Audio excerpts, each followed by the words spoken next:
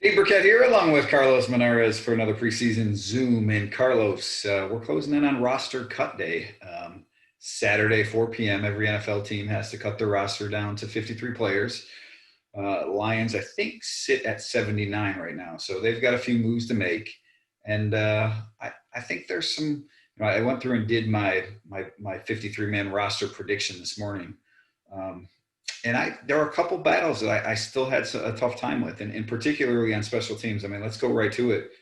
Don Muhlbach. I know, we're everyone. How can you not love Don Muhlbach, right? He's been here forever. He's a long snapper. Are we at the end of the line for Don Muhlbach as a Lion? You know, I know I haven't been charting every long snap rep like you have, um, but it's hard to imagine them getting rid of a fan favorite like Don. Do you really want to be the regime that ended Don Muhlbach's career over something that really is almost imperceptible of a difference? All right, hold So, on. It's got to end at some point. It's not like well, he's going to play until he's 50. after his contract's over, when he becomes a free agent, just don't renew his Contract's contract. been over 7 straight years, and they keep re-signing him. I know. But I don't know. I mean, I honestly did not. I know you mentioned it a couple of times in your observations where a couple of his snaps were high or low or something like that. I do not have Burke's eye view. I do not have that kind of eagle eye ability. So, Love did you Burks. see a big difference between the two guys? Well, look, I wrote that Wordle had the better camp. I mean, from my eye, and look, I'm not a trained evaluator of long snappers, right? I didn't have the stopwatch out and wasn't checking everything they did. And I realized there's more that goes into it than just a snap, right? There's a blocking aspect, which Muhlbach, obviously being a veteran, has an edge there. But I thought Wordle was the more consistent snapper. But in for that reason, I would, I think I would take him if I was picking a team. But look, the Lions cut Jeremy Davis earlier this week, right? Wide receiver, veteran guy who had some ties to the coaching staff, just kind of made that move early, let him get out on the market. If they were going to cut down Muhlbach, I don't think this would have gone to the last day, right? I mean, this is the type of guy that, what is he, 18 years in, right? 17 years in. Yeah. You would let him have his walk-off moment in the sun. And maybe that comes Friday. I mean, cuts aren't till Saturday, so maybe that still could happen. But the fact that they've brought this far has made me reevaluate my initial 53-man roster prediction from before camp when I had Stephen Wordle making the team. Yeah, that's a really good point. You show veterans that kind of respect. And don't forget, it's not just Matt Patricia and Bob Quinn. I mean, the Ford family, they all know him. During games, he comes by the sideline. He says hi to Sheila and Martha and all that. He's like an adopted son, So they would give him the respect of giving him like Jeremy Davis treatment, and even more than that, so that he has a chance to hit the free agent market or whatever, or roster waivers, whatever, to sign on with another team. So it would be a surprise, right, if they cut him. Just mild because again, I think Wordle has been better. And here's the other thing somebody pointed out to me was that Wordle, maybe the Lions try to squeeze him through on practice squad, but a bunch of NFL teams have worked out long snappers this week, and the Giants signed one. So I don't know that just by cutting him that you're going to get Stephen Wordle back. So if you really do think, I mean, this seems to be the most serious challenge that the Lions have ever had for Don Muhlbach, and this is a team that drafted a long snapper a couple years ago. So if you think that Wordle can be your next Don Muhlbach, I think you keep him. But I don't. I wish I had some more insight as to where they were going. What's the difference in their salary? Muhlbach's making the veteran minimum. He counts a little bit more towards the cap. Wordle's making the league minimum. So it's nothing that would play into things. I will tell you one player whose salary I did consider when I was making these roster moves, and that's Darryl Roberts, the cornerback. Lions signed him this offseason. He's going to be a backup for them, has some starting experience with the New York Jets. I mean, he's been out there in camp. He hasn't really stood out one way or another. It's not like you're like, oh, that guy's getting burned. Oh, that guy's making all kinds of plays. But the Lions gave him $1 million guaranteed, $500,000 as part of a signing bonus, $500,000 as part of a salary. And, I went real heavy on my roster prediction at defensive back. I think I had him keeping 12 defensive backs. And Roberts was a guy that I kept on the team, in part because of that salary. I mean, I think that experience in a year like this is valuable and at that position, but his salary did pop into my mind as well. Yeah, absolutely. I saw him a lot in camp. I mean, he seemed to be in on a lot of plays, not making big plays, but near the ball, like, but not screwing up. Like you said, didn't really stand out, but and I think people like us, we watch them in camp, and maybe we make a little bit too much of what happens in camp, because when the games start, it's just going to be different. I mean, Yep. the running backs are a good example. They're not doing tackling to the ground. It's hard. Receivers, you're not gonna. Are you Yep. gonna take Kenny Galladay hard to the ground? You're gonna let him make the catch. You're not gonna fight him on contested balls all the time. So it's hard to judge. So I think the veteran. You're absolutely right. If there's one year where the veterans get the benefit of the doubt and a little bit of an advantage, it'd have to be this year. No, you're right, because and to your point, we see a wide receiver every camp that blows up, has a nice camp, and that guy never goes on to do anything in the league, and so that's part of training camp, and as well as look, I mean, in a year like this when there's no tape for the football guys to go on and evaluate, right? There's no preseason games for those other 31 teams to know how your young guys are playing, to see how they've evolved from college or from last year, the little bit they were able to be on the field. I don't know that there's going to be as many waiver claims as there typically are come cut day Saturday. So I think you can roll the dice with the veteran a little bit more and probably sneak some of those young guys through to practice squad. So I think that has to be taken into account. Is there a position here, Carlos, that you're more anxious than another one to see what they do? Is there somebody on the bubble that you're curious about, what's going to happen to them Saturday? Someone, you kind of scared me a little bit the other day when you were talking about running backs. And I think you were saying Bo Scarborough. You were kind of putting him on the edgy part of the bubble there. Yeah, I think he is a bubble guy. I mean, look, Come on, you have no respect for what he did for the Lions last year, Dave? He saved that run game. Come on. Look, again, I'll spill these beans. I did put him on my 53-man roster, but that was a position I thought long and hard about because, if you're the Lions, right, Kerryon Johnson, DeAndre Swift, Jason Huntley, I think those are the three locks at the running back position. All right, if you keep a fullback, Jason Cabin is the guy. Do you need a fourth running back? I mean, I think, Scarborough, if you cut him, you can get him back on practice squad. There are so many serviceable running backs out there, and that's what Bo Scarborough is. And he played well at the end of the season last year, ran well, but he's not a big special teams contributor. Ty Johnson plays a little bit more on special teams. Ty Johnson, a rookie, a draft pick last year in his second season now. Ultimately, I think both of those guys could make it through to the practice squad. I did give the Lions Bo Scarborough. I did put him on my final 53-man projection just because, and I, maybe over Jonathan Williams, the veteran, and Ty Johnson, because I thought, DeAndre Swift's injury, even though he's back, you might want a little bit of insurance.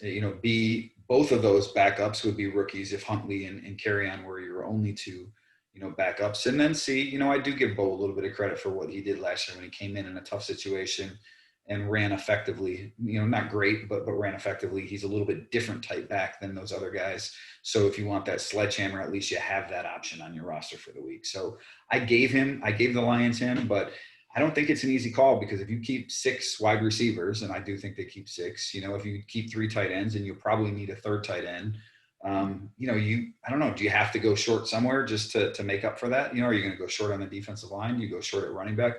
What position is more valuable? I think those are the discussions that go down this weekend.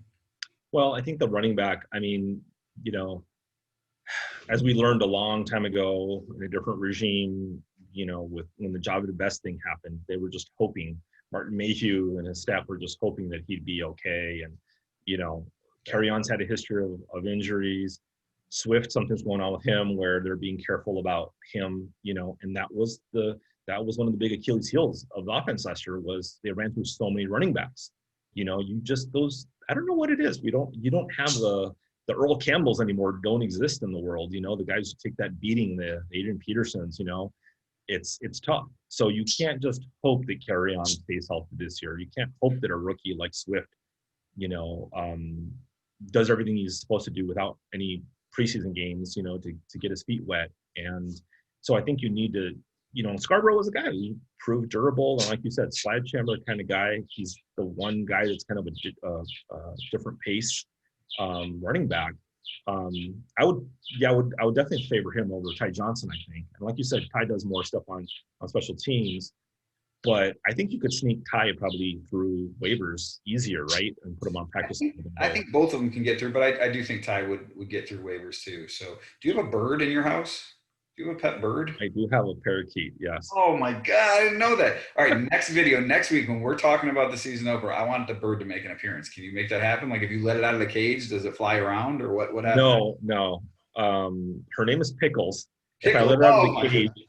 This is if I let her out of the cage, she's gone. She thinks she's been wanting for 10 years. She's been wanting to bust out of that cage more than anything. And there's a hawk in our backyard who would love to have her bust out of her cage. So no. I mean, in the house, she'll get out of the house, like The one or what? it's a long story, but the one time she kind of escaped, she went right into the basement into my tool room, and it ended up with my wife having a bloody finger because she bit her trying to rescue her. So she'll never leave that cage again, even as much as she wants to. But she will make an appearance next time. Pickles. All right, wait a minute. So I'm just going down. I mean, forget the roster cuts now. Pickles. What is the care for a bird? Like, I don't know. How do you take care of a bird? You just clean their cage and you feed them. You have to feed worms. Do you give them bird food? What do they eat? Yeah, it's bird food. It's like it's like seeds. They sell it in the stores. Dave, if you love your kids, you get them a pet. So I don't expect you to go that far, but water and seeds, and then they get like. That died a couple of years ago, but I appreciate you reminding me. Do the girls take care of Pickles? Yes, they do. They have to clean her cage about once a week, so it's pretty low maintenance. It's not like a dog or a cat or anything like that. And last question on Pickles: what's the story behind getting her? Why'd you guys decide on a bird? Like, one of the daughters want a bird? How did it come about? I honestly, it's been so long. She's about 10 years old. Yeah. They wanted the short story is my wife had a bird, a little parakeet growing up. So she thought this will be great. And she was the way the birds work is the more you interact with them, the more, they I don't know what you call it, like gravitate toward you, and you can pull them out and they can sit on your computer, and they're very social. But if you don't interact with them, then they're kind of just the screechy, kind of angry, feed me now and I'm mad, or I hear water running and I'm going to cry. That's what Pickles is. We have not interacted with her. We've been bad parakeet owners. So Pete is coming after you, man. Pete is coming after you for your treatment of Pickles. Well, we have a goldfish that's been alive for about 12 years somehow. Oh. Yeah. And then we had our dog who recently passed away, and he was like 12. So there were other animals competing for the kids' attention. So that's why Pickles got the short shrift. A goldfish that's lived 12 years, Carlos. That's a record. That's got to be some kind of record. No, whatever PETA might say about your treatment of Pickles, they've got to love how you handle fish. There's nothing about that. So let's go from Pickles to punters, and let's end on this. That's the other position, I think. Well, look, defensive tackle, I'm just going to mention it real quick. I think the top five are pretty set. John Pennicini, the rookie, Kevin Strong, obviously played okay last year.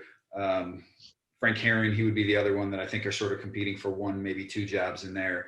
At the wide receiver spot, I said 6 receivers. I think Agnew, I think Marvin Hall, both make the team as numbers 5 and 6 in whatever order. We'll see David Blau. I'm guessing that the Lions only go with 2 quarterbacks, but that's one to watch. But the other one, we mentioned Muhlbach up at the top. Let's close with the punter here. No more Sam Martin. This is the first year really that they've had really 2 specialist jobs that are legitimately up for grabs. And I don't know, again, it's pretty imperceptible to me whether Jack Fox or Aaron Sipos is leading this battle. And, Braden Coombs, the special teams coordinator, said they were running neck and neck. I don't know if you have a gut feeling, if you have an instinct on which way this is going to go. I went with Jack Fox. Again, spoiler alert in my roster prediction, just because I think he's better at kickoffs, and that's something that the Lions don't need Matt Prater doing. But as I wrote, I could see this one going either way. Did they do many? I don't remember them doing live kickoffs during training camp. Did they do?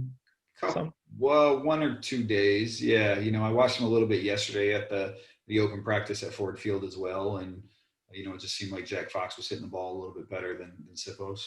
But, like Okay. Sipos is a good directional punter. That's something that Coombs likes. He came from the Bengals. That's something that they do there a lot.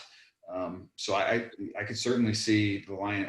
This is a toss up, and maybe by the time my roster prediction post tomorrow, I'll have waffled enough that I'll go back and change some of these. But when I filed it this morning, I did go with Jack Fox over Aaron Sipos. Well, how have you noticed much about, like, because well, we assume Muhlbach will stay, but as the placeholder, how much do you think that factors into it as far as how they work with catching the ball, setting it, and then how Taylor Definitely. likes it? I think it's all part of it. I mean, look, I wish I had the numbers. I mean, just, anecdotally, I someone had sort of mentioned to me that they thought Prater was doing a little better when Fox was holding, but I don't know if that's about the snap. Is that about the hold? Is that just about getting used to it? It's early on in camp. So, how does that change over time? Not having access to practices here, full practices here for the last week, you don't get to, you don't get the latest, returns on what you're seeing in practice. So you kind of got to go by ear and what you hear and kind of what you saw firsthand yourself. So, but I don't think you pick the punter based on the holding job, right? I think you pick it based on what they can do for you as a punter, what they can do in kickoffs. And if it is as neck and neck as it seems, the spot that I could see giving Fox the edge would be on the kickoffs. But again, if they want to be a big directional punting team, which they do, maybe it's the Aussie that gets the call. Yeah. Who won that competition between the two that we saw that day? Sipos. Yeah. Supposed to be. So for those out there who didn't read Burke's Eye View, the observations, Lions ended one practice where they had a little punting battle. And honestly, I came out of that being like, all right, Sipos, that was clutch, right? Each guy had to kick a directional punt to the right, to the left, and then put one near the goal line. And I believe Fox won the first one by a couple yards, and Sipos won the second one by a couple yards. And they were, players, teammates were lined up on both sides, right? And one team, the whoever picked the losing punter had to run a lap around the field. And they come to the last punt, got closest to the goal line essentially. And Fox put his in the end zone for a touchback, and Sipos put his what appeared to be inside the 5 if Danny Shelton was down there and tapped it back, like he was a gunner, biggest gunner ever on punt team. But everybody celebrated, all of Sipos's guys celebrated, and that's after they fun-lovingly, the Fox's guys at the beginning of the competition chanted USA, USA. So it was kind of one of those lighthearted moments of camp, and maybe it shows that Sipos has some steel inside of him. So I don't know. This is, again, now you're making me rethink my prediction, and before long I might have to go back and tweak it again. It was the best part of camp. It was my favorite part of camp. So Not seeing me. What's that? Not seeing me. That was. I can't even see you. You're with the rich kids over there. You're so far away from me. Oh. I mean, I think you were getting Mai Tais or some kind of hors d'oeuvres. Yeah, we're sitting in the sun drinking hot water. So like, I never even saw you. Yeah, that's true. At the end, we were on different media bleachers, and but guess what? I'm back with the tier 3 people now. Now everyone is taking a week to get tested, so we all have we have everything covered inside, but we sort of have a different designation for the time being. So come out there next week, and we can hang on the poor folk bleachers together. So. Well, I like Sipos. I think if you won that competition, I'm gonna give him the nod on that. All right. Well, maybe we're not making a lunch bet on that, but hopefully the Lions find my lunch bet slip that was sitting in the media room, and we get that back, and maybe you're down 4 or 5 to me, right? Close, something like that. I don't know. We'll see.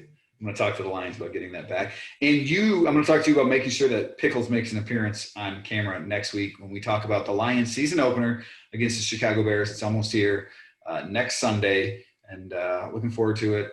It'll be weird not having fans in the stadium, but hey, football is almost back. So that'll do it for us here at Carlos Monarrez. I'm Dave Birkett. Appreciate everyone joining us here. Freak.com.